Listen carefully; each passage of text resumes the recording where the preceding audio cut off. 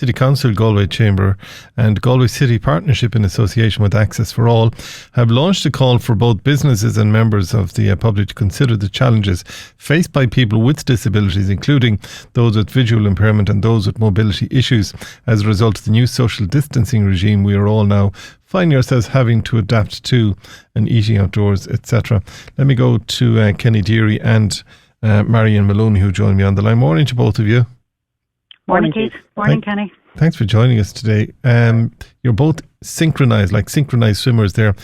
Kenny, Galway Chamber are delighted to put their shoulder to the wheel on this one in this regard.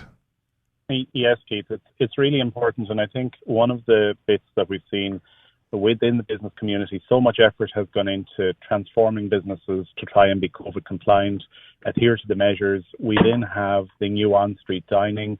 The configuration of the city in many ways has changed, and the unintended consequence of that is for people who are accessing the city who have a variety of abilities or limited means depending on what potential issues they may have.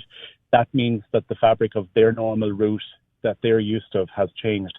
And examples have been given, and I know Marion will talk very eloquently to some of those as well, but the likes of COVID, what you call dispensers being put in doorways, and that being a disruptor to someone being able to access the premises, even though it's an unintended consequence, it really, really impacts people who coming into the city could be an unnerving experience at the best of times. So what we want to try and do is make the city truly accessible for all.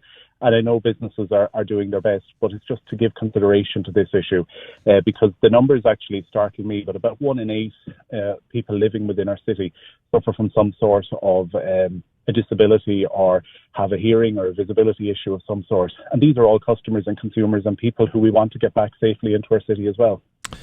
Marion, in this regard, what you really, and pardon the pun here, but you want people to open businesses, to open their eyes, have a look and just make sure that they're taking into account the likes of you and others, indeed, that have, well, certainly from your point of view, it's the visual restrictions that you're operating within.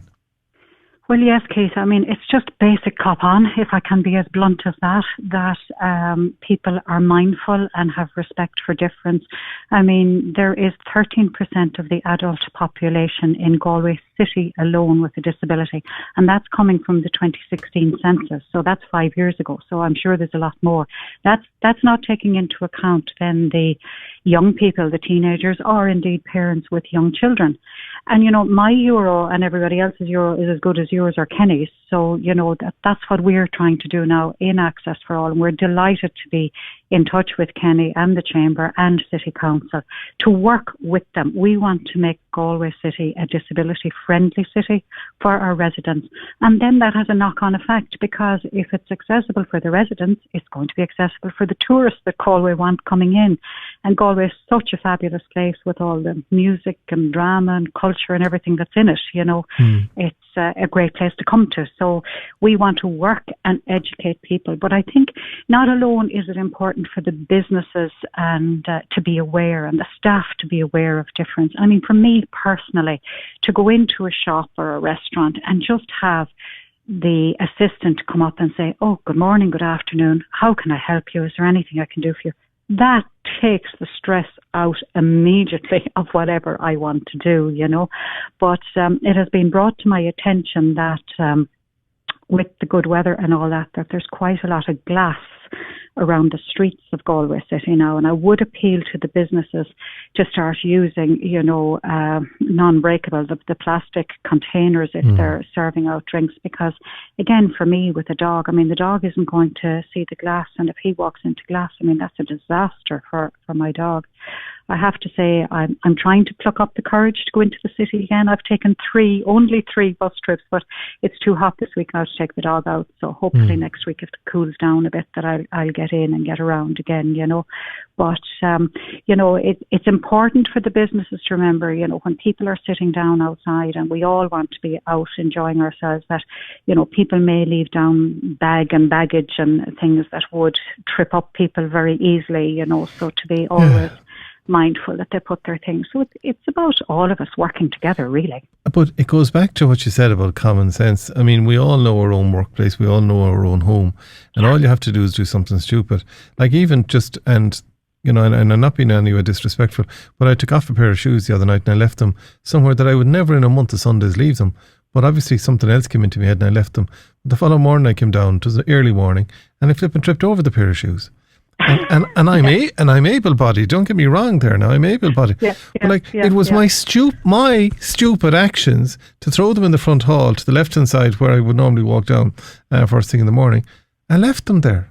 A pair of blue shoes. I forgot they were there. Yeah. So if it's so that easy to happen and I have my full sight, I can imagine silly little things being done without people thinking, and even down a bag, and you come up and, you know, it's common. And I think the sense. one thing I would say to staff and businesses, please don't panic. If you see a wheelchair user, or if you see somebody that, you know, go to the person and ask them, what can I do to assist you? Because it might only mean, I mean, the person in the wheelchair has their chair coming in already, so they don't need a chair. So all they might have to do is just remove a chair from a table for that hour or half an hour that person is there.